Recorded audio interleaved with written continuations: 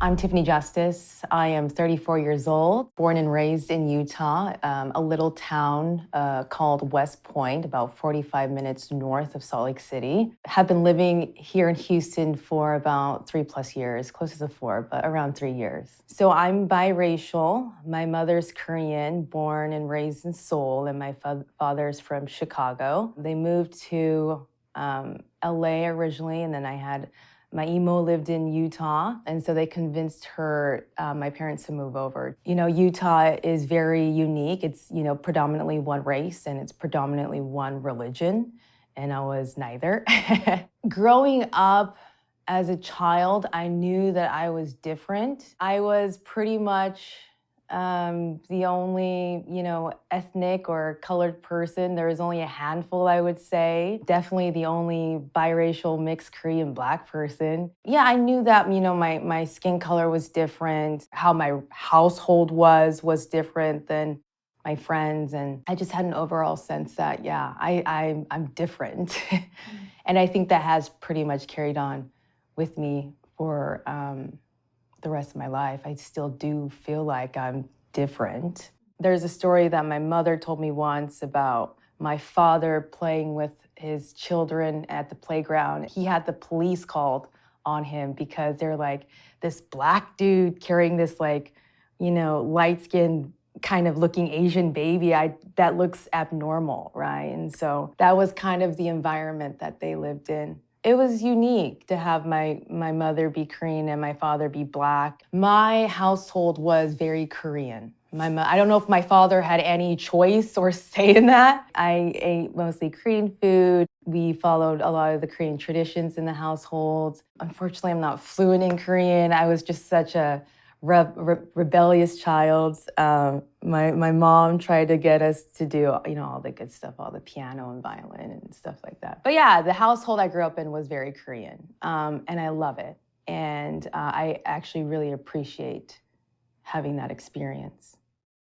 I think I got into journalism because for me, it stood for something worthy, honorable. For me, journalism really does stand for helping people, bringing to light issues, holding certain people, in leadership accountable if, they're falling short in something or something's not being done that's harming others. I started out young. I was in my high school newspaper as a writer, and quickly when I got to university, I majored in mass comm, did the college newspaper there. Yeah, I got involved in journalism really quick as soon as pretty much I got into university.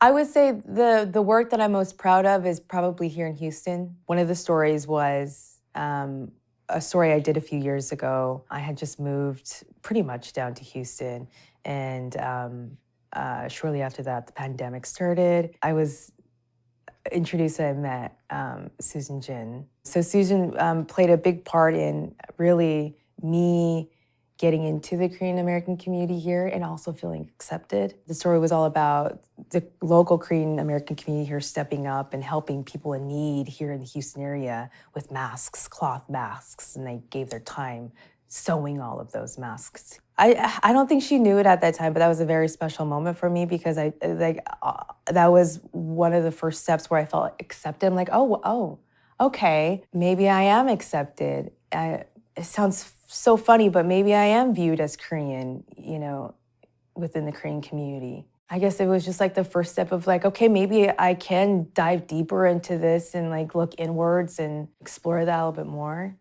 And now I'm here sitting with you guys telling my story, which I would never have imagined ever that I would be at this point here speaking about my story. I'm just at that point in my life right now where I'm willing to explore me more. I'm willing to look inwards and like think about things I didn't want to think about. I really felt comfortable and really welcomed. And that played a real big part of me being here and telling my story.